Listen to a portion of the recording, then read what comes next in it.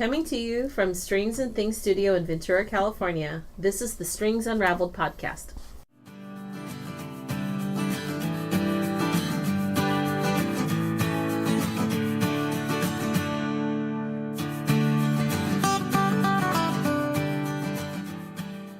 Woo! Welcome back.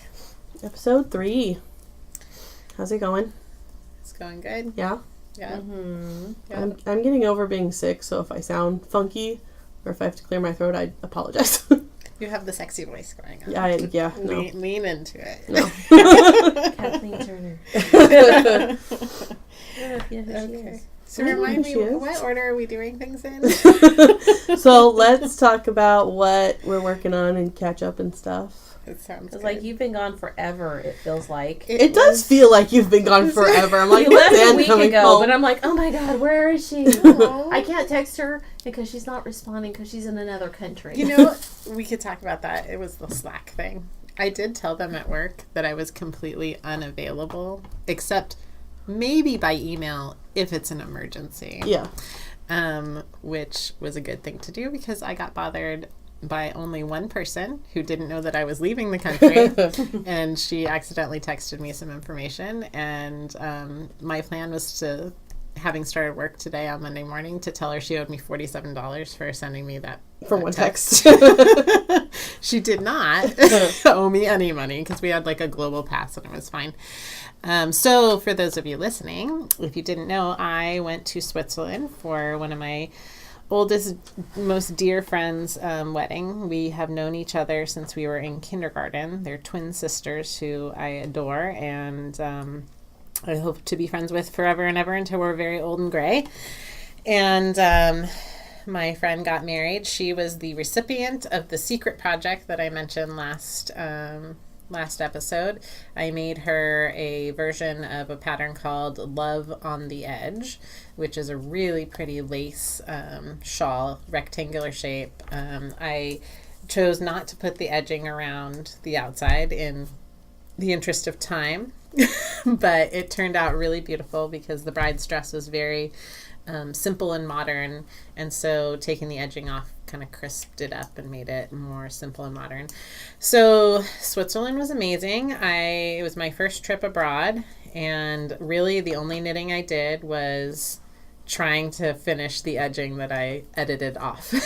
So I mostly actually, the most productive thing I did was unknitting and going back to the beginning, and then I was able to block that, which I got some really cool flexible wires from mimisneedlebasket.com, and they were the perfect thing to travel with because they took up like 6 inches flat packed in my baggage, and then they did the job that I needed on the go, and it blocked beautifully.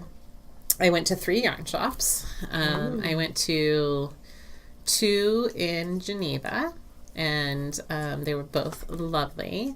Neither of the proprietors spoke English. That was my question. But they were so smiley and happy. And it seems, so then, and the third store was this little trims and yarn shop that was close to where we were staying in France. Haberdashery. Yeah. Well, there's a haberdashery. I always think of hats.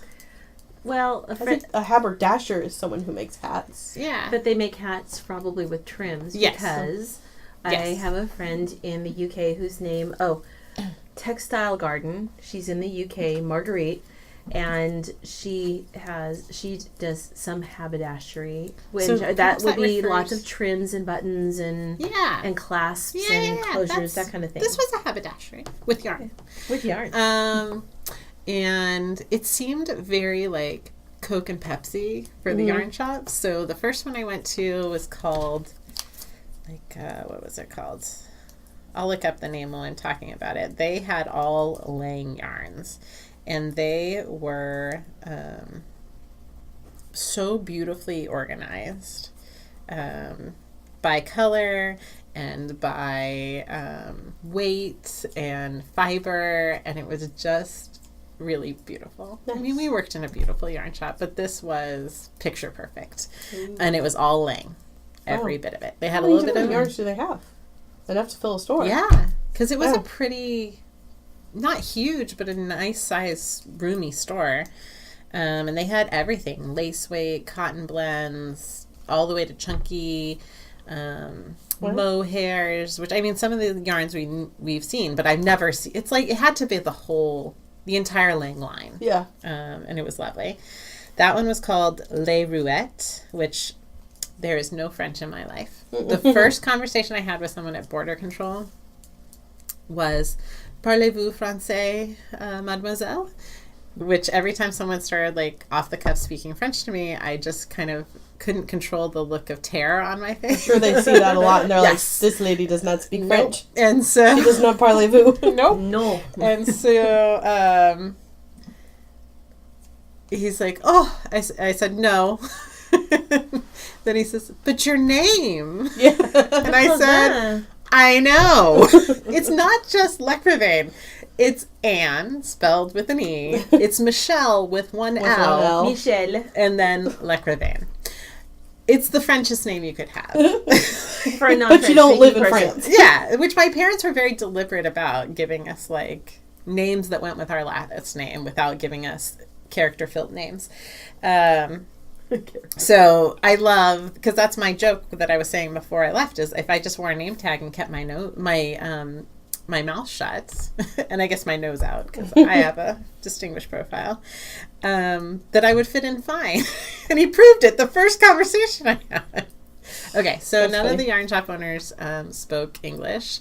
In the one in Annemasse, which was the small French town that we were staying in, one of the people who worked there came out and she spoke English. I felt like instead of saying bonjour, which they all understood from the way I said bonjour that I spoke English, that like we just immediately would establish that we really only spoke English. Mm-hmm. So we'd start with "Parlez-vous anglais, s'il vous plaît?" Mm-hmm. And the guy immediately went and got his employee, and she was doing something in the back. Yeah. And she came out like, "How can I help you?" I'm like, "I'm fine. I don't need help. I just wanted him to know I spoke English." I know my way around a yarn Yeah. store. Don't try. And that one was all Katia, Oh. which I was very tempted to find some more yarn for the bag that you did. What's Yep. that bag called? Inga's something. Oh yeah, Inga's. I think it's just Inga's bag. In Ravelry, it's got some name in a different language. But yeah, you could search Inga's bag and it should come up. The second one in Geneva was called Addicts, What's and your spelling? it's the first one. Addicts d'argent. Because So I speak something of the silver. something of silver, and the Rouette is, I think, a region somewhere. Because when I was just Googling just that name, it La came up. Rouette. La Rouette. Sure. Sure. That sounds. Those That five sounds years. right. Those Yep. 5 years of lessons. I took 3 years of Spanish class and I don't know anything. Well, so that was kind of fun because it's so many things are embarrassing about being an American, as there are so many things to be proud and happy about. But one of the things that made me feel insecure is everyone in Switzerland speaks many languages. Mm-hmm. And I mean everyone. Like the waiter, the person working at the register, everyone. Yeah. Probably speaks a minimum of 3. At least. And so one time we were trying to figure out the bus the first day that we took the bus. And I was very excited because one of the games you play when you don't speak English is finding the common language that you do. So Kevin brought a little Italian to the party. I brought a little bit of Spanish. Mm-hmm. And so Spanish came into helping us figure out how to get on the bus. All those land languages, right? Yeah. But French is the hardest because I can read it and understand the meaning if I can get the base, but not to listen to it. It's because it's so dang fast. Yeah. It's rattled Like up. I could listen to somebody, if they spoke slow enough, I could listen to somebody speak Spanish and get the gist of what they were saying to me. Mm-hmm. But yeah, no, I know nothing of But French. some people think that English we speak awfully quickly, but I guess any language that you're not familiar with sounds fast. Yeah, and so the second one, Addicts d'argent, that one had a mix of yarns. She had Lang and Katia and a few other cool brands. I ended up getting this new yarn that is just out called, I think it's called Wool People, and it's like a fun and funky brand of yarn. Look at that. It was very cute. I'm having a lot of trouble finding the name of the little haberdashery in En Masse. So if any listeners have been to En Masse, which is ANNEMASSE, please let us know, and we'll update something. I think we have international listeners. Yeah, that'd be exciting. Well-traveled listeners. I think we have well-traveled listeners. Probably. And so I came home with a fair amount of yarn. Wool People or Wool Folk? It's not Wool Folk, I don't think, because Wool Folk is Brooklyn Tweed, isn't that? No. Wool People is Brooklyn Tweed. Well, there's Brooklyn Tweed has. I think it was a Lang yarn. It would have been like one of the German brands. Hey, I like it. Looks like it's full clothing or something, or maybe designs. That's cool. It's not Brooklyn Tweed. Oh, it might be Wool Addicts. That's what it is. Wool Addicts? Wool Addicts. And it's Lang. Like you're addicted? Yeah.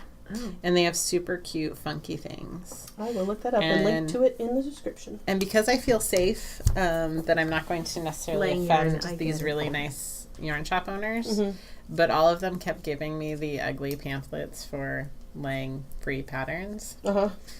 And Katia free patterns. You guys can picture those. Like I did buy this very furry yarn that's a Katia yarn that I have big plans for.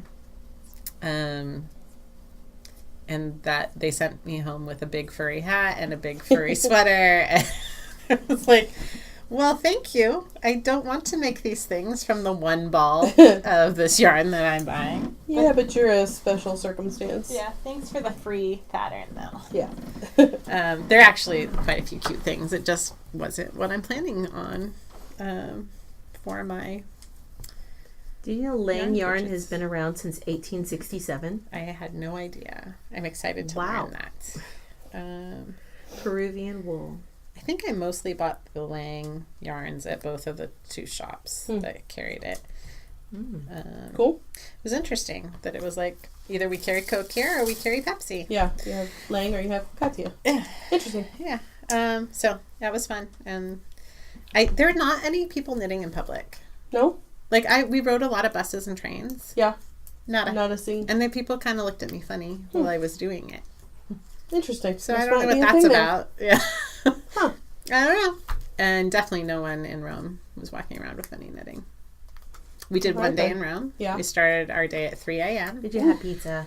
We had pizza and gnocchi and prosecco and espresso and cannolis checked all and the things gelato. Off the list. Yeah. Well, Kevin and I all did a the little great Italian foods. Yeah, we did a little comparison. We were like, no, there's nothing that we're missing. Because that's good. We had a double meal since a brunch since we didn't have anything until we got there. So that was like 11 o'clock we were eating. 3 a.m. Got to the airport, flew this little airline called EasyJet, which was like European Southwest, only a little friendlier and a little cleaner. It was easy. It was easy. Yeah. And they do charge you for everything, unlike Southwest, including any bags. Like if you get on the flight, even though you have a seat, but there's no space for your carry-on, you have to like pay for it. Oh. So you pay to check it from there. Yeah. So there's no checking at the gate. Oh man. Huh. I like that trick. Yeah. Of getting free. Yeah. Check-in. So it's an hour and a half flight. We get there. We see 8 sites. We took our site cues from a 3-day walking tour, and we put it all into the one day. And then we went home. Fun. We had no time for shopping. Yeah. We did get some souvenirs that we kind of got hustled by a street vendor. Oh. Which I knew it was happening. Story. Yeah. I knew it was happening. And I was like, Kevin, pay him. And then the guy started ladling it on, and he was putting bracelets on us, and like, here, and this is for you. And then there was a BS story that went with it about a new baby and blah, blah, blah. Yeah, of course. And I knew it was happening. I kept winking at Kevin, like, give him some money. So we ended up, the longer you stand there, the more expensive it's going to be.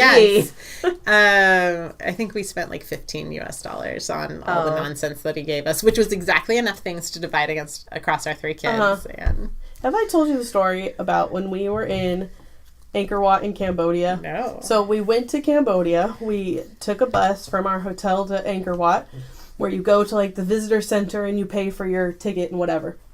So we get off the bus. In the parking lot, there are Cambodian police officers who are like, or just, you know, securing the area, whatever. Mm-hmm. So we got off the bus and they came up to us and they asked us like where we were from or whatever. And then they started asking us if we wanted to buy things from them. And they were like, you like my hat? You could buy it. You like my badge? You can, yes. You like my badge? You can buy it. Everybody's got an angle. And so my dad was like, I'm going to buy a Cambodian police hat. So he bought a hat and a badge from a Cambodian police officer. And I think they were actually police officers. Are you sure they're not just people? I think, no. I think they were actual police officers. I didn't get So what do? They go back to the station. I lost my badge again. No, I think that's just a scam that they run. They just got boxes of hats in their car or something. For those stupid white people that are like, I want to buy your badge. Plastic sheriff badge. Yep. It'll cost you It's twice. exactly like that. You'll pay twice as much, and they'll still pocket It was like $5, and my dad was like, "Well, sure, I'll buy your hat." I mean, so Kevin did not enjoy the experience of being hustled. Yeah. I was very amused by it. You're like, "What is happening?" The only thing that I didn't like was that Kevin was not on board with the hustle. That's really funny. So why did he stand there and keep listening? Because they played on... It's probably hard to leave. Yeah, and they played on our politeness. So he started a conversation. It's just like any time you walk by somebody who's trying to sell you something. Right. And as a good salesperson myself, if you can get the conversation started. So he was like, "Oh, you have such a nice beard." And he was from somewhere in Africa, so he had this great accent to go with it. And he says, "Have you ever been to Africa? And you look like you'd get along great in Africa." Just And then we're like, "Okay, that's great. Thank you. Bye." Oh, you're fine, nicer. I would be like, "Don't make eye contact." Well, that's mostly as soon as you make eye contact, he was made an invitation. He was doing such a good job of engaging us. So I was then what you paid him was what this man has was to say. the cost of entertainment. It was worth the cost of entertainment. Then he's like, "My wife had a baby last night, so let me give you this to celebrate my baby." And I was like, "Oh, thanks, right?" And then I'm like, "We're gonna have to pay him."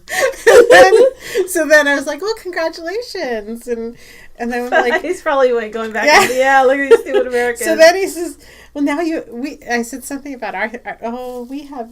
Congratulations, blah, blah. And, "Oh, do you have babies?" "Yeah, we have 3 babies." "Oh, here's 3 more bracelets." Well, you wanted that. Yeah, I know. But whatever. I was having so much fun. Entertainment. I know. And now it's a story. So then we have these bracelets on. And there's like 5 other guys along Do you the have same. the bracelet? I want No, to we see gave them the to the amazing... kids. It's not amazing. It was like a red and green and yellow bead and black bead and a wooden bead or a nut bead. Hey, you know what? The next trip, you're going to bring the stuff you make. And you're going to make a killing. Let's trade. And he's like, "No." So this was at Trevi Fountain. So I'm going to set up at Trevi Fountain. You're going to learn Italian so that you can... So you can hustle. No, you don't want to hustle the Italians. You yeah. the Americans. But you got to hide your American accent. You just got to get your accent. Oh, I can play with that. It won't be good. But That's really funny. I can't lead with, "Have you been to Africa?" That may not fly for you. But that was fantastic. You probably can't say, "I just had a baby last night." I could try my wife just had a baby. See how that goes at Catholic Monument. Oh, that'd be interesting. So the only thing we just looked at but didn't do was the Spanish Steps. Mm-hmm. But this is the punchline about Rome. We did 13 miles. Wow. We did a half marathon in Rome. That's awesome. We were back in our apartment that we were staying at 11:30 at night, and it was fantastic. And the best face of anyone I saw that whole day was at the end of the day for the car we hired to take us back. He was like waiting for us at the gate with our name, and it was just as good as you always imagine that would be. That's awesome. So yarn and the food was fantastic, and my dear friend's wedding was amazing, and she loved the thing I made for her. So I need new projects now. I didn't knit any of the things that I packed. I always think I'm going to knit so much. Yeah. And people are like, "You didn't knit a single thing. You were gone for 10 days. And I'm like, I was too busy doing things. I finished a project. Sometimes it feels good to not do things too. If you're going to take the time to go someplace, you should probably see that place. Yeah. I should have set myself up First of all, I should have been honest about where I needed to stop the project I was making. Yeah. Because then I could have been done on the first day. And then I could have, like I got yarn to make Kevin 2 hats. I could have been working on one of those hats while we were there. You could have. But I didn't. And If you're I'm happy, fine with then that. yeah. Yeah. Totally cool. And he can have those hats, or one of them, by Christmas. Yeah. Maybe. Yeah, maybe. We'll see. No promises. Yeah, so now I'm prepping for making God's Eyes with my kids' school at Camp Out. Okay, so I've heard you say that, but I don't know. I don't know what a God's Eye is. Oh, it's a fun camp quality craft where you take 2 sticks. We're going to use popsicle sticks that we're pre-gluing, but you do not have to pre-glue them. You make a T with them or a cross. Oh, I made those in school, but I never knew it had a name. Yep. Well, especially in school, you're not going to because necessarily we were get not saved then. we do were attend a heathens public then. school, and Heathenize. I'm surprised that we call it what it is, which Yeah. is a God's Eye, but Maybe because I've only there's- ever heard it by that name. It's a very campy craft. lots of now the colorful yarn makes sense. Yeah, so I'm winding little bobbins of Different from a dream very catcher because these are acrylic. solid. Yeah, and I don't know what the because it's if you guys start going down the rabbit hole of God's Eyes, I think it qualifies as a weaving craft. Mm-hmm. There are, especially in Mexico, there are absolutely insanely amazing, intricately done God's Eyes with instead of an axis of 4, it's 12. Wow. And they have layers and depth. They're insane. I'm gonna have to do a Google search later. Yes, I have a Pinterest board, so if you check, I'll link to that. Yeah, look for my Pinterest board. And I want to try it sometime, but I only think about it when I'm doing this prep for this thing in September, and then I move on to other things the rest of the year. There's other things. So, who wants to tell us what they've been making or working on? Katie has something amazing that if you can hear her needles clicking. Yeah, sorry. Oh, don't I be sorry. really cannot stop working on this project. It's so gorgeous.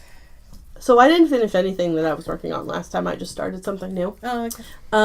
I did finish. I made the campfire cardigan. Okay. The crocheted kind of granny squarish cardigan. Your colors looked really cool. It was fun. I have to figure out.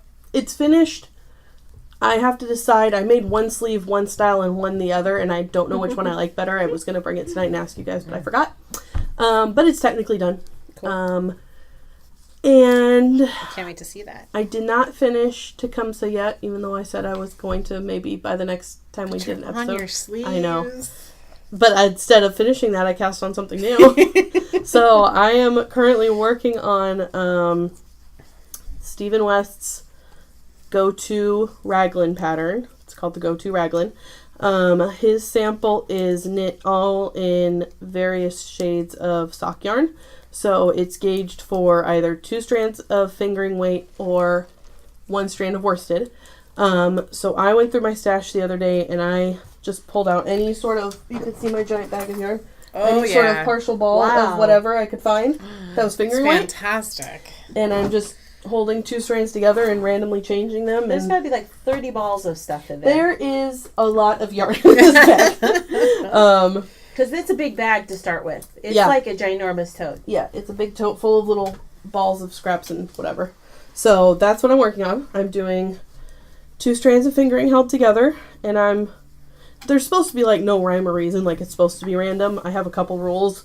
So I'm holding like a solid color and a multi together at the same time, because I have a lot of solids and I have a lot of multis. So there's a background solid and a multi, and I'm not changing either of the 2 of them ever at the same place. Mm-hmm. So I'm trying to like blend them into each other. Mm-hmm.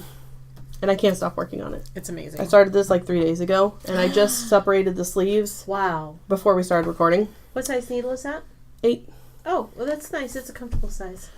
Tell us about the ribbing at the neckline. So the neckline ribbing is like you fold it over so it's double thick at the top. It looks gorgeous. You could do I it. love that green. Yeah, I had a ball of Madeline Tosh DK, which is worsted-ish, so that's what I'm using. So the cuffs and the bottom will all be the green color.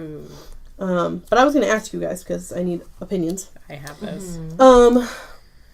So the body, I've looked at other people's projects, and some people are like being real fancy about it and matching the sleeves to the body. I don't think I have enough yardage of some of these little balls of yarn to do that. So I think I'm going to make the body just whatever. Yes. I was wondering if I should make the sleeves match each other, or if that would be weird, or if I should just go totally crazy and just make it whatever. I think because it's already got a lot going on. Well, and that's so because I kind of question those ideas when I'm working with a self-striping yarn like Noro. Mm-hmm. I think you need to give the eye somewhere to rest. Yeah. So you think they should match or not? Well, I'm picturing that. The randomness in the center and matching on the sleeves. I think that's almost too much variety too in weird? itself. Mm-hmm. So I think maybe just the regulation of your collar and your cuffs and your ribbing. So it's sort of like putting a frame on a Jackson Pollock. Right. I think you should be totally random. I feel like, I like that maintaining the randomness because while it's random, it's got you engaged. Yeah. Mentally, you can't wait to get to the next thing. Mm-hmm. Once you start imposing a rhythm onto something that's allowed to be a wild child, I think you're going to lose interest. Okay, good. And you made my decision are for me. sleeves are not that interesting sometimes. No, sleeves are very uninteresting. Sleeves. What a sweet way you said that. Sleeves are not that interesting. That's why my Tecumseh doesn't have sleeves yet, because I hate making sleeves. And those are very abbreviated. I know. I still don't like making them. I'm with you. Because it depends on if there's like a fun detail, like a lace panel or a there's color work. Yeah. I still don't want to do it. Well, I have... I have 3 sweaters it's the sleeves that are in the way. So I have another Comfort Zone cardigan that I need to work on the sleeves so I can move forward. I have my stripy cream sweater that's a sleeve and a half away. And I think I have like 30 rows on my first fade sweater. And then I'm completely done. I was wondering if you ever finished your fade sweater. It's in my studio, in the bag. Someday. Maybe soon someday. It's right up there with my funky grandpa. That guess what needs to be finished? The sleeves. The sleeves. Yeah. Oh yeah. Okay. Sleeve Island. It's a real my thing. problem, but I have a legit. Those are ex-boyfriends from a long time ago. But I have a legit problem. When I went to order more yarn, I didn't get the same base, and though the color matches, there is clearly a texture difference. It is the whole thing has a nice plump fullness until you get to the sleeves, which are looking rather thin and sad. Well, So, what if you made a new plan for your sleeves entirely? Because the sleeves are at this a point I'm completely going to have to different break. because the company's not even in business anymore. So I can't even try to get. And besides, I did that Funky Grandpa almost like 8 years ago. So Is it 8 that years long ago? I would believe it because it's you been did a long it. time. It's probably been a decade since you. Not as long as that. No. But Sure. yes. I only worked at Anna Kappa for 9 years, and I remember Funky Grandpa happening a couple maybe years mine's into more like it. 7. Yeah, I would give it 6 or 7 years 6 ago. or 7. So, yeah. You're thinking. Well, because I have so I'm two. excited Well, I that have you're two thinking. that are 2 that are very close, and I think one of them needs sleeves, and the other one, it's the yellow from that Hunger Games. Are you done with what you're working on? I have a new sewing machine that I've been playing with. It's so pretty. I never thought I'd like rose gold till I saw that machine and the scissors. Oh yeah. Wait, I have did you matching get the too. scissors? Yeah, they're not. Well, they're not the same brand, but I did buy rose gold scissors. Okay. So. No, I bought an Eversewn Sparrow 30, and it's pink, and it matches my office. And where did you get it? I got it from Missouri Star Quilt Company. Just because I wanted it, and so now I have a new baby that I've been playing with. So I've been making various things with that. But as far as what I'm working on, the Raglan is really the only thing that I have been working on in the last, I guess it's been about a week that I started it, maybe 5 days, something like that. So that's all I've been working on because I want to see if it will keep me engaged long enough to like actually have a sweater. Yeah. I don't know if I'm ever going to wear this sweater. It's like Joseph's Technicolor Dream sweater, but it's been really fun to work on. I bet you. On the right day. It might be like a chilling at home kind of sweater.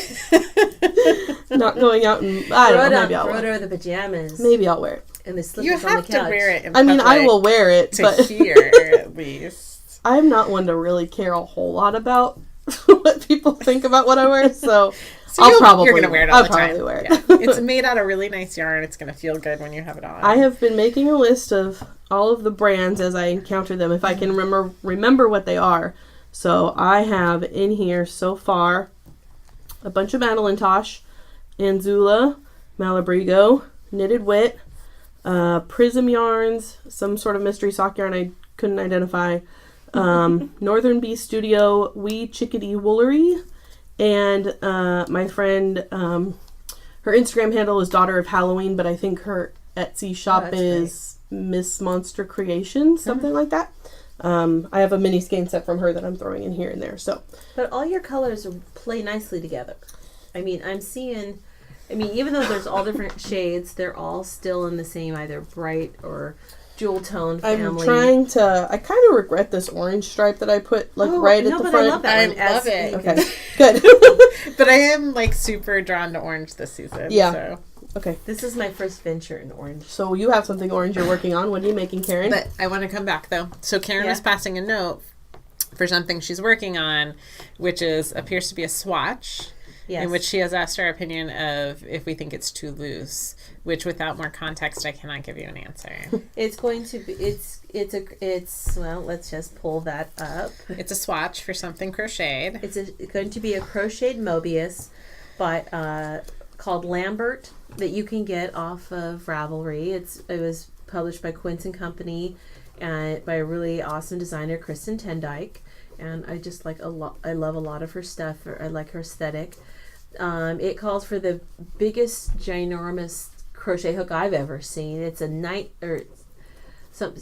15 millimeter, so it's a P, a US P. And if you look up P, that size in crochet hooks, they don't all have the same millimeter. So you do have to look to make sure you get the 15 millimeter. That's important. I've seen that. And it calls for a bulky yarn. And while the one that I'm using, which is Knit Picks Wonderfluff, which is really fun, it's one of those yarns that's a tube with fibers forced into it, and it calls it a bulky. It really comes off as like an Aran or it's very almost fluffy. Yeah. It's very fluffy, but when you knit it up, it actually knits. If you knit regular stuff with it, it really is much more of a worsted. A heavy worsted, I guess more of an Aran. It doesn't really come out bulky. They're calling it bulky, but I kind of think that might be a little bit of a misnomer. But, because what I'm doing is half double crochets through the back loop only, and it'll become a Mobius. So it's kind of a cool crochet Mobius, but it definitely does not have the thick texture. Mm-hmm. I may hold it double since I have plenty of stash yarn. I said that would be worth watching. Yeah. And blocking. And blocking. Because I really wonder how this yarn how did they get it to be bulky rather, if maybe it's going to expand a lot when it's it might. blocked. What's the content? The content is, let's see, looking at the label. Well, pulling the label out. Oh, let's just look at this other label because it's not shoved in there. Still can't find it. It is 70% baby alpaca, 7% merino, 23% nylon, and I'm guessing that nylon is the tube, the mesh tube that the fibers have been blown into. I did swatch I did a knitted swatch with this, and like I said, it in other comments I've heard from, if you look on Ravelry, people have worked with it, said it really comes out more of a worsted weight, and I can see that the thing I'm making does have a nice shape, but it's very lacy and open. Thus, I want to try to double up my yarn. So it's a cowl with a lot more body than you're getting from that swatch. Then. Yeah, because it would drape beautifully at the gauge you have it. But if that's you not can the see goal, this is much more dense. Yeah, that is big and cushy. Yeah. Yep. It's pretty. Pretty, but definitely not what I'm making. But I have stash from when I swatched for a design that will someday happen. If I decide to pursue more than my original swatch. Anyway, the other thing I'm making is a sweater called Lofoten. Let me pull that up. And I heard about this when I was watching the Grocery Girls podcast. I love those sisters from Canada. Lofoten by Emily Nugent. If I said that wrong, please forgive me. It says by Emily Nugent of the Blue Mouse. That whole thing is what she calls herself, and it's kind of cool. It's a it's a round yoke top down sweater that has its own little fades, and the yoke has these rounds of drop stitches encased by pearl bands of pearl rounds. And it's really pretty, and I'm starting with a color that is not characteristic of me. It's so good. I had someone tell me that they're very proud of me because I've graduated from gray. Lots of gray, and maybe This a little is less beautiful gray. orange. I want to This know is the who best. said that because it wasn't me, and But I you am totally so proud agree. of you. That would be Stephanie Scott. Oh, bless I her will heart. out I her agree. because I totally agree with her. Remember last time we talked about the Havirland that she got me that is Lady Orange. So I'm having this God, at it's so the neck, pretty. and So, sorry, I didn't wonder. I was do. talking to Carol, who dyes Havirland. She's the one in charge. yeah. I don't remember what we were talking about, but I told her how you had bought us this yarn and you had this great orange, and she was like, "Oh, it's probably Lady Orange. I love that color." And it's named after. Well, I started this story and I don't remember what it was. It's named after what is her username? Orangeknits. Orange. Oh, yeah, I love Orangeknits. her. Yeah. Of I the have- roller girl of the Rose City Yep. Rollers. So it's named after her. Ah, Oh, I bought a couple of her patterns just like last week because she had a I love sale. her. So she is Lady Orange. She's Lady Orange. it's so perfect. Yeah. Orange knits. Okay, I love this We're big even fans more. of her.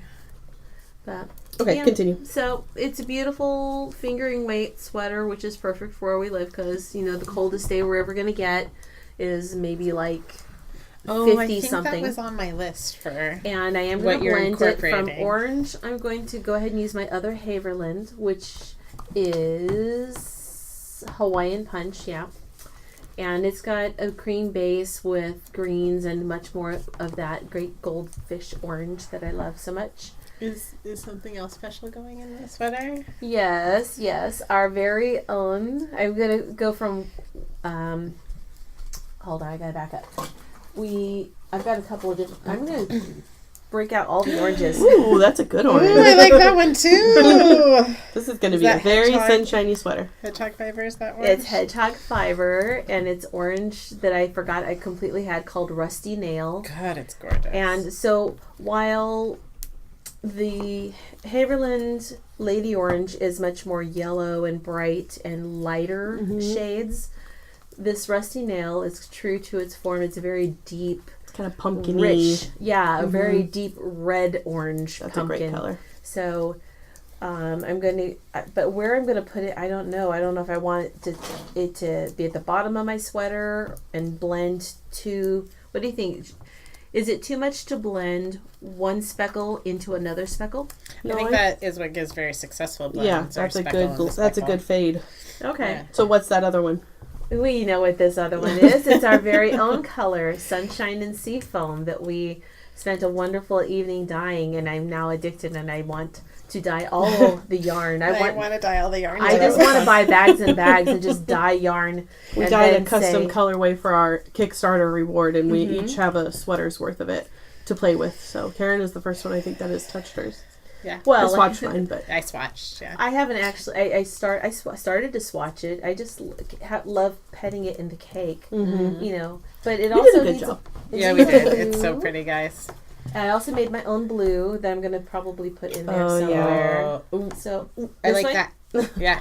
Okay, so I'm going my own little fade, starting with orange. Okay, so my blue is all different shades of blue, and then the day after I did that, I was actually feeling very sad. So I called it Personal Blues number 1. Oh, that's perfect. They're all the different shades of, sometimes it's a lighter blue, so maybe I'm only feeling a little emotional, and then there's the deeper blue where I feel like, just wanting to scream at somebody. And so, I've got my Personal Blues number 1. It's much more variegated, and then I'll finish with my Rusty Nail. But Cool. It doesn't even, I don't think it needs 5 colors, but I just like them all together. They are So good why not? together. that would be a fun sweater. And that's one that I will have plenty of to save some for the sleeves. Yeah. Yeah, your sleeve should Oh, probably sleeves. match. Yeah, But, probably. I mean, this is the first personal, just for fun kind of thing I've done for a while. Because Isn't that nice? That's what this sweater is. Yeah. I was like, I don't want to finish the things I should be finishing. I'm going to cast out something else. So. Well, I did do something super fun. I actually quilted a beautiful, beautiful quilt. It's gorgeous. And I put pictures of it up on Craftsy as a project. Connected to the pattern by Angela Walters hers is called the Braided Star, and my little project is called A Braid for Yesenia, who is my son's girlfriend, and so I made it for her, and she was just Did so she like excited. it? She loved it. Aww. She started to cry, and Aww. she was not That's so happy sweet. that he was filming her. She's like, stop it. And my son was a trickster. He did wrap the present, but he didn't quite have enough paper for the box. So he rated what I had, of course, because he didn't go out and buy his own like I told him to. But what he did was fine. He wrapped the bottom because he had enough for the bottom, and then he wrapped the other in such a way that it looked like it had a lid. Mm-hmm. And he kept trying to goad her, hey, lift the lid, while he's filming her. Come on, don't you want to lift the lid and see what's under there? Just so she can go, oh, that's not a lid. It's just paper. But she thought the paper was pretty, and she was unwrapping it, and to myself I was like, just tear it. I want to see Open it. just open it. Yes, she loved it. Good girl. So, and did a lot of free motion quilting, of which I just love. I love doing that. It's fun. It's kind of like doodling with thread.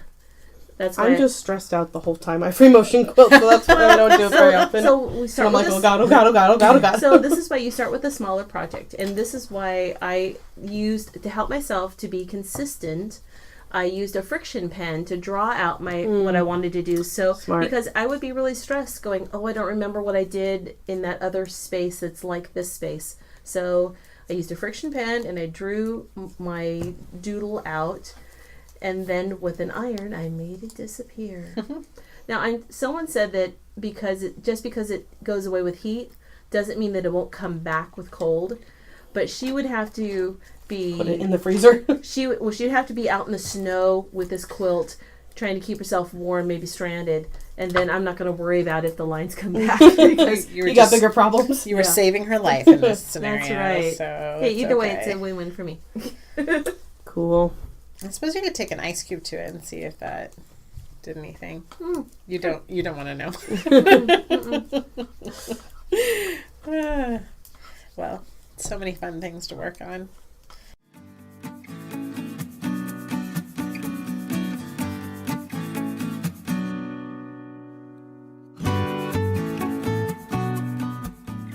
Today we wanted to talk about, we figured it was the right month, since this will be our October episode, to talk about gift knitting or gift making in general.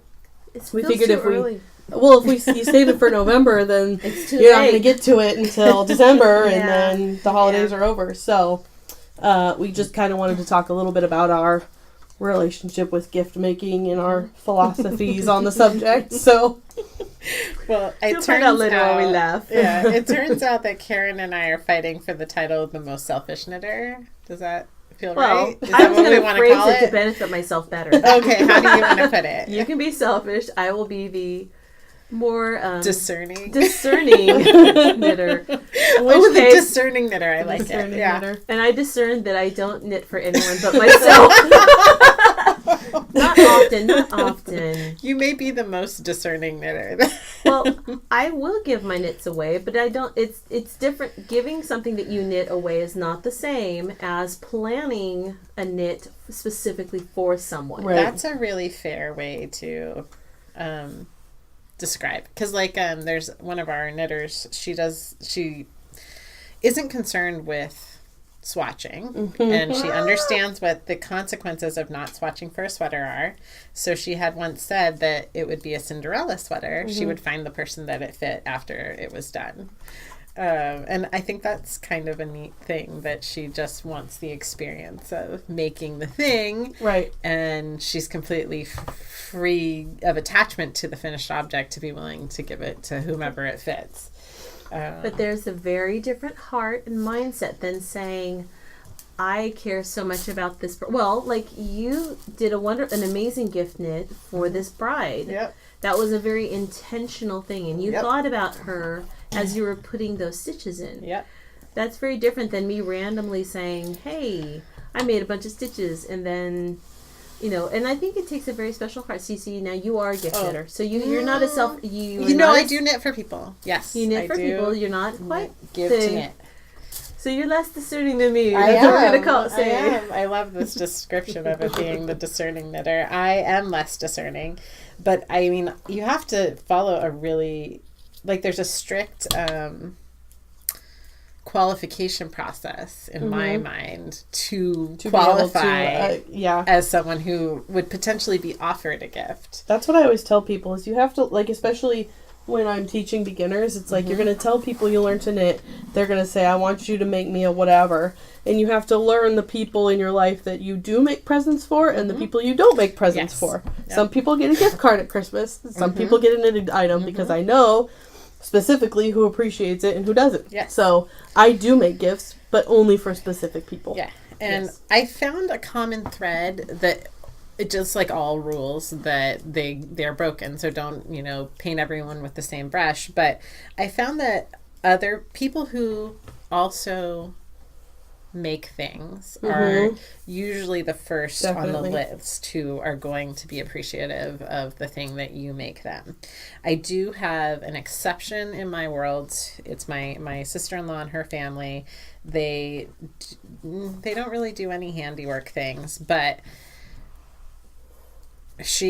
her husband, her daughters are all so delightfully excited when I make them things. Yeah. And they are really lovely about saying thank you. And the best thank you can give me is to get caught using it when you don't expect me. That's the best. Yeah. Yeah. That's the best. Like, if you never say thank you when I give you something, but you know that if I catch you using it, then you're forever and ever on the list. But especially when they didn't know ahead of time, hey, get that pink bunny outfit out. Yeah. Yeah, that's why I say get caught in the wild. Yeah.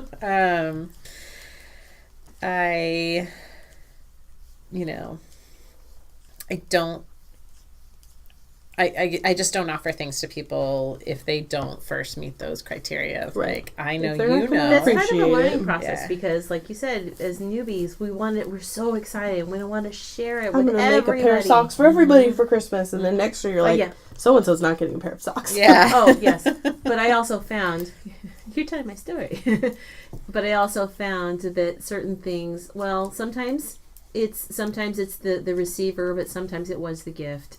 I think you talked about your sock problem. But I didn't tell you. 1. But I didn't tell you that some of those socks had faux fur cuffs.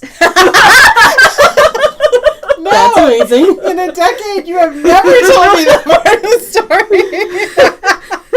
They were for the teenagers who were absolutely mortified and never. Fantastic. I want socks with faux fur cuffs on them now. Oh my god, they were like. I can't wait to show you guys this faux fur yarn I got. I never buy novelty yarn. Yeah, but I got plans for this stuff, and it's fantastic. Maybe it goes on the cup of a sock. Which I have other plans, but this is very tempting now, Karen. Really funny. Because it would be like a little ball of fluff at the top of your ankle. Yeah. Except, so if I dropped a stitch, I couldn't really see because I was a newbie. But then it was so furry, it didn't really go very far. Yeah. It is true, though, that people who make things in whatever form definitely appreciate it more, I think. Yeah, they don't have to be knitters or crafters, but they are makers and creators. Yeah. And they have that same kindred spirit. You could make me, I've had people say before, oh, you're such a good knitter, I could never make you, a gift or something like that. Yes. You could make me the ugliest pair of slippers or whatever, and I would be so excited that somebody made something for me. Yes. That I would just be, my mom knit me a pair of socks once, and I was like, it's so much work to knit socks. Thank you, Mom. I appreciate it so much. So I definitely get that because I'm like, oh, you took time to make me something. Yes. My friend Gladys made us a quilt once. Wow. When the new Star Wars movies came out, the very first one, we went to go see the midnight showing, and she brought us a quilt that she made with all these like random Star Wars fabrics, and I was like, for no reason other than she likes me. And I was so excited. Just so you can have it at when you're Yep. waiting for the movie. How awesome is There that? is a SpongeBob episode where SpongeBob's grandma comes to visit him, and she brings him a sweater with love in every stitch. Yep. Like, right. that's the truth. Yep. There's That is love so in true. every stitch. So how do you plan that love? Because there's the throughout the year gifting, but then there's a whole nother category for holiday gifting. Yep. Yeah. Yep. And how to plan To our that. And I point. gotta tell you, part of the reason I haven't done that is because in my brain, like here we are at the end of September, and to me, summer's barely ended, and you know next week is Before you know October. it. Next week is October. I'm like, I should probably get started thinking about that. But Yeah. really, it needed to be planned before that because I know me, Yep. and Especially for us because of the way we schedule our classes and stuff. Everything happens at the end of like December, like for the new schedule that will Yeah. come out in January. So I know the last couple of weeks in December I'm going to be rushing to finish samples and stuff. And not And I gifts. never think about that before. I'm terrible at planning things, so I'm looking for tips as well. but truly, that needed to start now. Start in Yeah. October Yes. because it does take time. Yeah. And you will feel more comfortable about the gift that you are giving when you don't feel the pressure of getting this done. And just Rush. because you are a maker and maybe you are a quilter or a knitter or a crocheter, that doesn't mean that you're obligated to make your No. holiday gifts. And You that's could- something that I've learned. It's like by the end of the year, unless somebody specifically says, I'd really love to have a hat or whatever, I'm not going to worry about it because I already have enough things going on. Yeah. So if I haven't planned ahead, I have learned to not stress myself out and do that because there have been years where I'm like, I'm knitting 3 pairs of socks before Christmas, and that was a stressful time for me. Yeah. So just because you can make things doesn't mean you have to make things. But No. And that is the truth of being a maker. Mm-hmm. Sometimes, and I felt this guilt when someone asked me to do something within my skill set that I don't want to make the time to do. yeah, And I tell, even if they're going to pay me for it, Yeah. and I tell them no. And then you look at them and you realize they don't have anybody to fulfill this task they need done. Mm-hmm. But I still don't want to do it. And so I'm conflicted with this lack of desire right. versus this obligation to use Right. my skills towards this person who asked me to engage them. And if I don't want to do something, I don't care how much money you're offering me. Yeah. I just don't want to do it. I won't, and I might say yes out of guilt, but then you're never going to get it back from me. I will say though, while I am not one, I avoid the stress by just not doing it. Mm-hmm. I'm still kind of secretly in awe of I admire those people that they have, and I watch them. They take great joy in planning those gifts, and they start back in June. Yeah. First Or of in all, January. or in Yeah. Jan. I mean, But they, see, I can they- never they be do the a little January bit person. because it's too far out. It's just, And it feels wrong yeah, to give somebody something that's like 12 months old and your brain, it doesn't feel as special. not to me. Yeah. But maybe not to us, but to the people who are habitual gift planners. For them, it's all it's about as special as if they bought it December because 1st. it's Right. part of the process, and because they started early, they have the whole year to make all kinds of gifts. Yeah. And because they can start their bigger projects earlier in the year, then they can leave their smaller projects for closer to the holiday. Mm-hmm. Will I ever be that person? No. But I will always be. I do admire it, but I will though. be an appreciation. And if you're one of those people, make me something I like. I can tell you my You size. can make like- it in February and give it to me. I won't care. I will not No. care. I would love it. Yeah. Yeah. I think the key is just knowing who to make Yes. for. And I that think way- that's the key yes. in your organizing. So- Don't make one thing for everybody. Yes. Not everybody gets slippers. Step 1, discern. Yeah. So just as Be a Karen discerning said, knitter. be a discerning knitter or maker, Right. whatever your gift is. Step 1, we can agree on that. Yes. Then step 2 is, I think, make a list. Mm-hmm. Yeah, be a planner. Well, to I mean, whatever that- scale that is for Even you. if it's even if it's just a rough yeah, outline. like I'm I not always make a list of the people, Mm-hmm. but and so planning might look different to different people. Well, my planning is more of a guideline. I like it's like a rough outline of if I write it down, it helps me to remember and kind of figure things out. Yeah. It's not a hard, fast rule for me. It's just if I don't start by writing something down, Yes, I love it a helps list. me process. So make a list. Make a list. Make a list. And that list might be different things. Like for me, it's I'm going to write all the names down of people who I'm going to make for. For Karen, it might look like something different. Like, Really? What's my gift going to look like? I don't know. Your gift. Nice trick. Well, you set me up for that Well, and so I'm sure you guys can assume that Karen and Katie and our dearest friend Lois, those three ladies always make it on my list. They're the three gifts I look forward to giving the most in the year. And I look forward to receiving their gifts very much because they're always perfect. They are always perfect. Sometimes we make for each other. Sometimes we give each other. Yeah. It's I'm some kind of of mine glad too. my family doesn't listen that often because I actually plan your gifts before I plan my family sometimes. That's funny. My list is always like I start with the list of the people, and I'm like, these are all the people I am responsible for giving a gift to, and then I go through the list and figure out who's getting a gift that I'm going to buy at the store and who's going to get a gift that I'm going to make. And very nice. Some people, I mean, they might be appreciative, but they're just as happy with a gift card somewhere. You know, you just have to learn. So because honestly, it's nice that someone thought of you. Yeah. Someone went out of their way, whether that was driving to a store, whether it's making something or driving or even putting an order online, they still took the time to find and search and hunt for something for you. Yep. And there's something to be said for thankfulness. Well, that time and energy of, because you can express to someone in a gift, you can express not giving them the time. So, because like if you don't consider really what someone would want or like, and you just give them a thing to check them off the list, like that's very offensive to me. I'd rather not get a gift from the person who shops that way. There is someone in my life that way, and I wish that they could understand that I'd rather not get a present from them. Like it's more offensive the thoughtless thing they give me than the thoughtful thing. And I think that's what amplifies the value to me of a handmade gift. You can't really be thoughtless in that. It just exudes thoughtfulness. Like everything about it is thoughtful. I thought about you for hours while I was making this thing. And so I place such a high value on that, which I think is clear from our conversation that in the hierarchy of gifts that we view the handmade thing as the best gift. So your list is the list of people, and then you filter who gets made for. And then I think the third thing is be realistic about the time you have. Yes. Yep. Which is why we're talking about this now. Again, we cannot stress that enough. So that you do not have the stress the week before Thanksgiving that, I forgot to make this thing.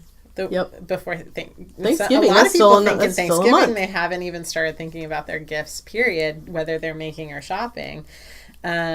Just please don't be the person on December 22nd that's like, I don't have any presents, I'm going to knit a scarf.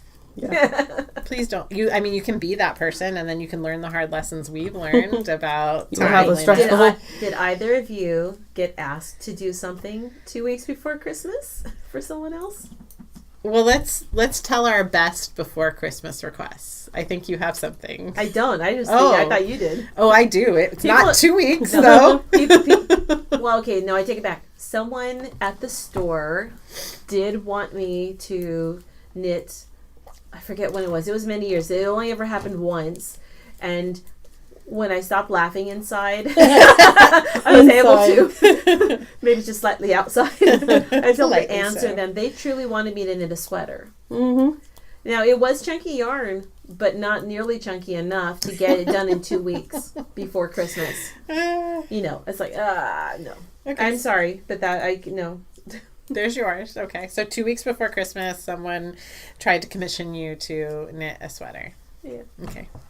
Katie, you got any pre-Christmas? I can't think of anything specifically. I learned... We definitely got the request. Oh, yeah. I learned in December, early on. Everything was a no. Yeah. No. I learned early on to say no to people. When I first started working in Anacapa, I was 20 years old, and I was trying to be nice to everybody and be like, oh, I'll do that. And, you learn as an adult that it's okay to say no to things. Yep. So I learned early on that it's like... all those things that are people that I said to you saying, ask Katie. Well, then I learned... Katie seems willing. I don't want to do this, but maybe Katie will. So Send it to the new girl. Katie got a lot of that. Well, you seemed willing. Well, I was There you until I go. just started telling people, come find me in January. Yes. That's my new thing I tell people is if it's anywhere near, I've told somebody that recently too. I'm like, I don't have time until the end of the year because I legitimately don't have time. I just don't. So Yeah, I think no, I just tell people. Acknowledge the reality of the time that's ahead of you. Yep. Like, I'm a pretty fast knitter, as all three of us are, and I have done some really swift feats of creating things in insanely short periods of time. So I think the story Karen's thinking of is an even more shockingly short period of time before Christmas. On December 23rd, I happened to be dropping something off at the store, and Lois said, this crazy person came in. Sorry if I'm misquoting you, Lois. This person came in, and he was hoping that you could knit us. Actually, no, she didn't even have a note for me. I was dropping something off at the store, and he came in, because now I'm remembering him at the counter, and her and I looking at each other like, is this real? This man is crazy. Is this real? He wanted to know if I could knit, if someone could be commissioned to knit 2 stockings for Christmas Eve. So that's the next In day. a day. In a day. It might have been the 22nd. It was 22nd or 23rd. Whatever. Okay, It yeah, takes more sure. than a day. 48 hours is to not enough a hours. Christmas stocking. That December, I had figured out a pattern that I could knit in about 15 hours or something like that. Because I had given myself Sleep not... is for suckers. Yeah, I had given myself not enough time to finish a commission that had been commissioned a long time before, and I had to knit for almost 72 hours straight to get it done. And I was like, well, yeah, I could do that, but I'm going to charge you this pretty penny for it. Yeah. And I didn't say yes, actually, until I found out that it was for one of our knitters. Oh. And she was like, and there was a new grandbaby, and maybe it was the first grandson. There's something special about this grandbaby, because it wasn't the first grandbaby, but I really like this lady, and she's such a nice lady, that I looked at her crazy son-in-law, and I said yes. Wow. And he bought the yarn And you right made then. 2? I made 2, and I delivered them I on Christmas remember Eve. that. Yeah. But then again, It was because the receiver was someone special. someone worthy. Yeah. Someone And worthy. I knew that she would appreciate what I was doing. But if he had been a complete stranger, I would have laughed in his face and sent him on his way and said, you can go to like Target and hopefully you can find a decent stocking. Yeah. And get some glue on letters that say baby and Grammy. You know? I just realized that while we were talking, I was thinking last year was the first year I hadn't made a Christmas stocking for anybody in a while. Because I was making them for like my new nephews and nieces, and then I made one for my sister. And I have to make one this year, I just realized, because you have a new nephew. So Well, this is that's a another timely thing to topic. think about. Well, Timely I'll have to topic. make Elliot a stocking. in the last maybe cute. 13 years, I have made Christmas stockings on some commission and never ever made personalized stockings for my family. Weren't you going to do that last year? Well, great question. So I had decided that last year that would be my gift. We have a new tradition in our family of Christmas Eve, the 5 of us who live in my household exchange handmade gifts, and they absolutely have to be 100% handmade. The little kids, I start helping them plan and see if there's something they need to learn or craft supplies they need. And it's been so delightful. But the Thomas fire struck in early December, and I had my yarn and I was started, and the whole experience of the Thomas fire, among all the things that experience held, is that I had no energy for creating. And so I finished one of the 5, because I eventually need to make the total of 5 stockings. So I finished one of the 4 that needed to be gifted, and I just couldn't, because there's this like slow going when I have a time pressure where it's like I just work inch along and start and dip my toe in the water, and then as time gets going I amp up my speed, and then I have the big finish of the insane number of things I finish in one time. And there was no ability to get any adrenaline. All the adrenaline was used. Last year was a weird year for everything, so I shelved that project, and that will be my gift for this year's December 24th. Hey, that means you're early. So I'm one ahead. I've got one Nice. done, and so I need. But still, though, I mean, it took longer than I expected it to take these stockings. It was not a knit 3 in 72-hour kind of thing. Yeah. Also, I don't do all-night knitting sessions anymore. I have officially become too old to do something, which is stay up all night ever again. I have never done that in my life. I have done it many times. I came close on the trip because I only had like an hour and 39 minutes of sleep from when I was dancing at the wedding to when we needed to be up to pack and get our I did flight. realize once when we were traveling I had been I awake got for to 24 50 hours, before, but I got to age 50 before I had to stop Well, doing all that. I've never been able to do that. you rock. Well, I still do. Too old. You know why? Because I find out that I still fall asleep with the stuff in my hands. Yes. Or because I can knit without looking, I start Sometimes closing my close. eyes, Yep. and then I wake up having supposedly done stockinette to find a whole row of pearls. I'm like, how did that get there? So That is impressive that you sleep pearl. sleep Because pearl. I think I guess only that's- sleep- I guess you I you think definitely you'd go to your default, Yeah. which would be the knit stitch. pearl is my default, I guess. Oh. That's funny. That's interesting. But it's having that weird brain that looks at things differently. I think that's why. So I have, stockings to make. Three more stockings that would be gifted, and one for myself. And I don't know that I'm doing any other gift knitting this year. I bought some really yummy hot pink baby alpaca at one of the yarn shops.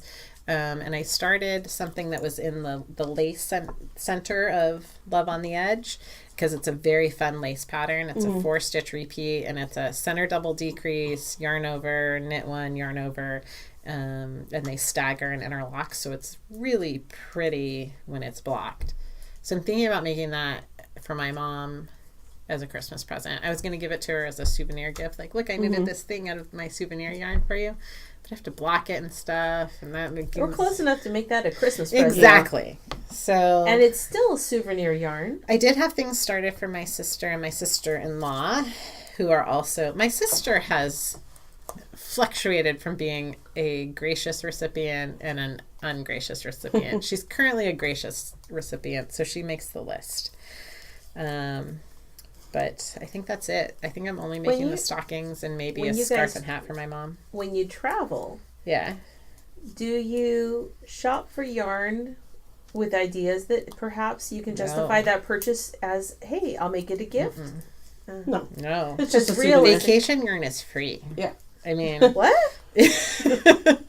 in that it doesn't count against your stash. And It's a souvenir. yeah. And I buy it with like the liberal joy of, I want that thing, I'm buying it. Yeah.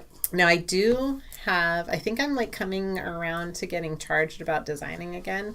So I Ooh, have I like it. 2 design ideas from the yarn I bought.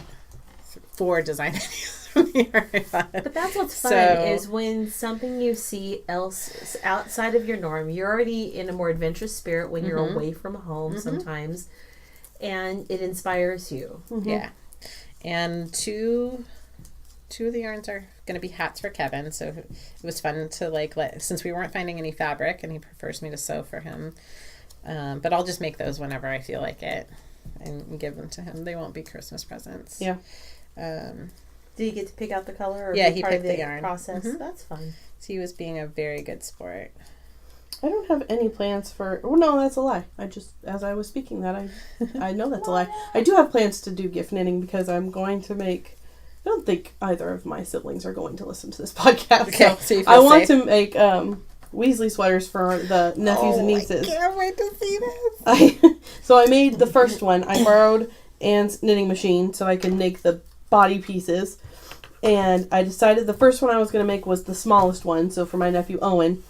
And James and I went back and forth about what color we were going to make it. And I was like, I think Finnegan should be blue and Owen should be green. I don't know why. So I started with the green one.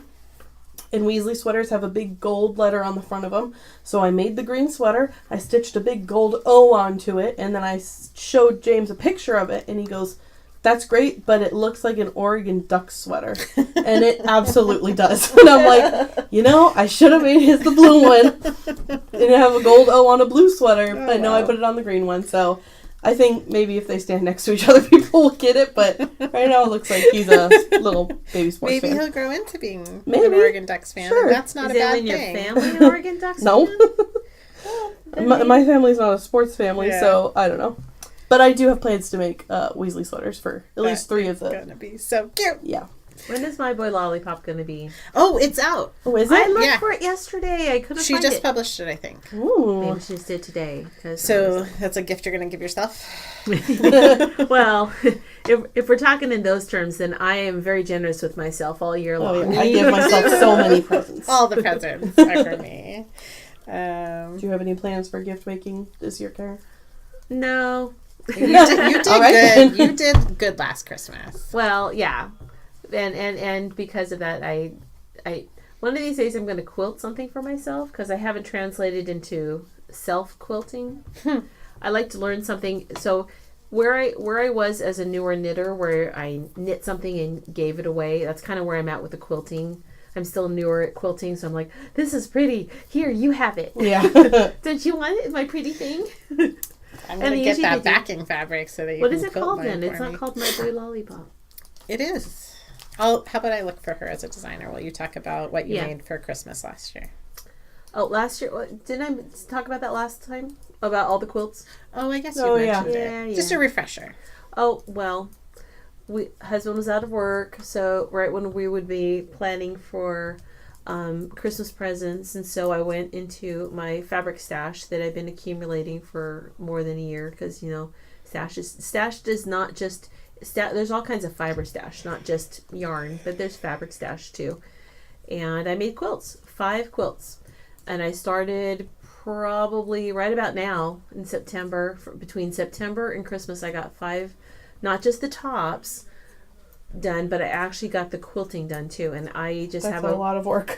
I just have a regular domestic sewing machine. It's not even a domestic quilting sewing machine. It's Right. just a plain old sewing machine. It's 18 years old. It has just no bells and whistles. I did not have an extension table that helps your space. Instead, I have stacks and stacks of encyclopedias That works. that formed an extra table around my table. And I worked until like 2:30, 3 in the morning. Slept till about 7 and then was up working again. My family's like, don't you want to take a shower or something or maybe eat some food? No, I'm going to get these done. That's fun. And I was nervous the first couple ones were fun, but maybe my quilting wasn't as good. By the time I got to number 5, boy, I had that the free motion quilting thing down. Yeah. And thank you so much, Angela Walters of Quilting is My Therapy, because I learned not to be afraid of it. Between that and Missouri Star Quilt Company having such beautiful pre-cuts, they made quilting user more fun and friendly. That was fun to do. Anyway, Cool. so I think she's going to release it soon. Did direct messages? Oh, there we go. I hate it when they change things on Instagram. She said something about when it's coming out on this list. you guys are. I was sitting here intently watching Katie and trying to match my speed with hers before my hands slow down. And I was You so don't have to match. no, my I speed. just wondered if I could. And I was so focused. I'm not even knitting as fast as I could. No, I know. I see you slowing down. I'm like, dang, I got a rhythm, but then she slowed down. But then I was so intent on watching and keeping up with you that I did a whole round wrong. So now I'm ripping. Oh, and knitting is important too. It's a good skill. It says end of September. End of September. So Well, sometime Well, this she week. got a couple more days. Yeah. Okay, so So in synopsis, we say be discerning, we say make a list, and we say Watch be, your time wisely. Yeah, be watch your time. conscientious Time-wise. about your time Okay. Yep. and realistic about your time. yes, But I think rule 1 is the most important. Yeah. Rule. Be picky about who you make for. definitely. Because that will I determine just- everything else. I just hate the heartbreak of someone coming back and they've spent months on something and the day comes when it's time to give it. How'd they love it? Oh, they didn't say anything about it. Or Yeah. just They breaks said my thank heart you with and them. That's then- the worst. And then tucked it away.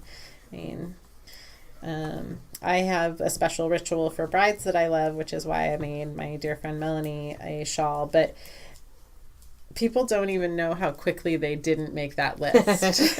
Like, I won't go too much into it, but it's easy to fall off of my list if you give me the wrong response, which is very fickle, but that fickleness protects me from wasting my time on people who are not deserving.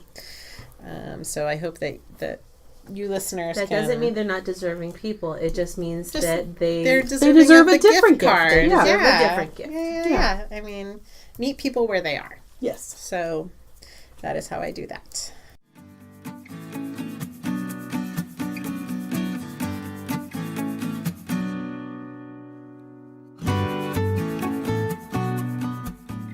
I think it's time for our question. Yeah. Katie has a question for us. So I have a question. It's a surprise. Well, I just thought I would ask you the question without telling you ahead of time because We I'm haven't- just curious about yours, about your initial We answers. haven't predetermined our answer to No. this. It's totally off the cuff.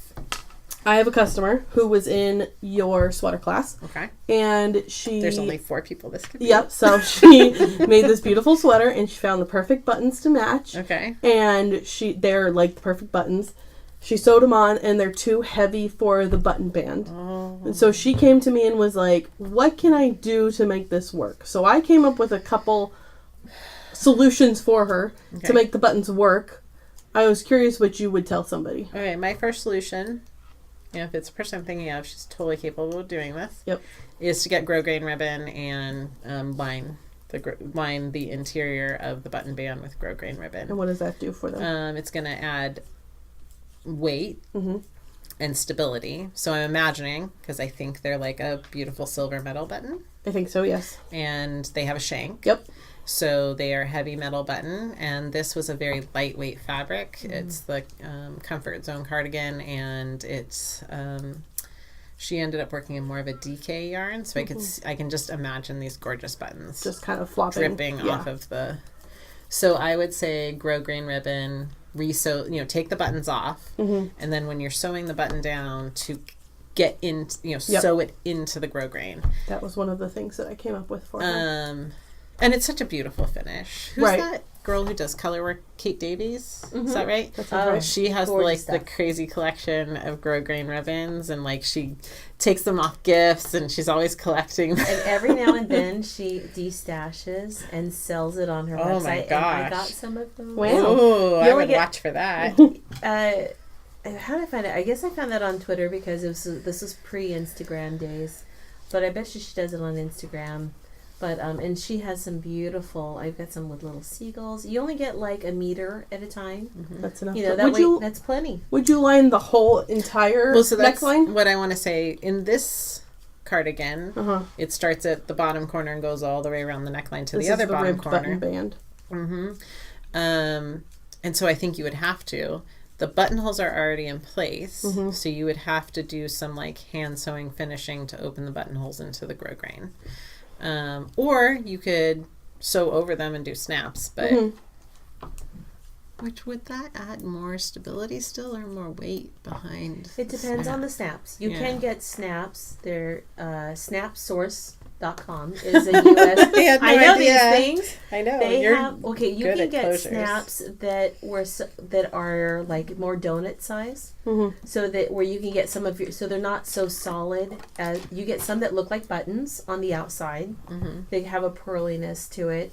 Are those the ones you'd put into the fabric? You can put it into the fabric, but I would still put a ribbon to support it because knitted fabric does not have enough stability for the snaps to even. But you can get lighter weight snaps. So you can also get decorative snaps. There's a lot of different kinds. You don't have to necessarily get heavy metal snaps, which would add almost as much weight as your button. Another thing you can do with buttons, but it's a couture technique where you put a button behind. That was another thing that But I'm not gave her sure as if an that option. works with shank buttons so well. Yeah, that would work well with a regular flat button, to and a then you flat put button. a tiny little. They make little clear buttons you can put on the back side as an anchor.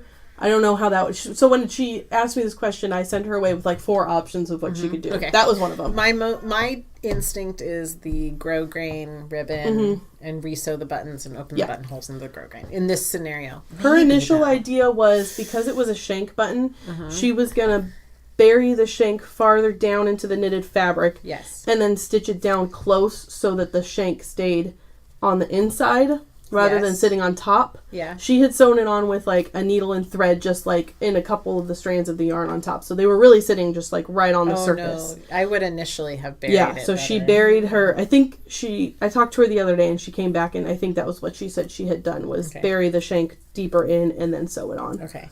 But this is a great question. So you were thinking grosgrain ribbon. You were thinking backed button. Yep. What I else? also gave her the option of, because I know this is a garment sewing technique if you're working with knitted fabric, to put like interfacing or something under a button. So I told her you could do like a piece of the grosgrain ribbon or some sort of fabric just under the button itself and not along the full length of the button band, because she was concerned if that would make it not stretchy anymore. I've done that. Okay. I have mixed results with it. Depends on how well you sew it and if you don't make the square too big. Right. You want it to be big enough to support the button, but not necessarily the size of the button, because it does change the texture from the outside a little bit. You get a little less stretchiness. But a lot of that, I was going to say, I wouldn't necessarily limit it to grosgrain. If you have, I wouldn't do a satiny ribbon. That's just too flat. That's just too flimsy. Solve the problem. But if you find a really pretty ribbon that has like a tapestry or has some kind of a design to it, it has extra threads, so it's a little has a little more to it. And then it also becomes, you could even, before you put the buttons on, if you had a very simple. If you had a very simple sweater, plain sweater, you can choose to put the ribbon on the back where no one sees it, or you can put it along the front and let it be a feature. And let it be a decorative feature, like we did in that my one sweater. Cool. Yeah, I was just curious if you had any other. You modeled that one sweater for me where we did that. Yeah, I love it. I'm realizing that in this scenario, the buttonholes are done already. Yeah. And it needs to remain very stretchy because that buttonhole is not necessarily big enough for the thing if it doesn't, for the button if it doesn't I would just stretch. stop at the top of the neck. Where the shaping starts. Where the shaping starts. That's what I told her. Yeah, that works. Okay. Yeah. Well, there you go.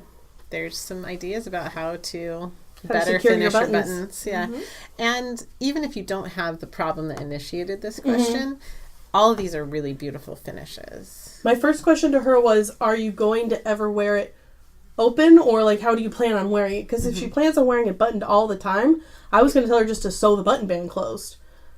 Oh, that's good. So put the buttons through the holes and then just Yeah. attach it because it's a cardigan. But she said she wanted to wear it both ways. Yeah, So yeah.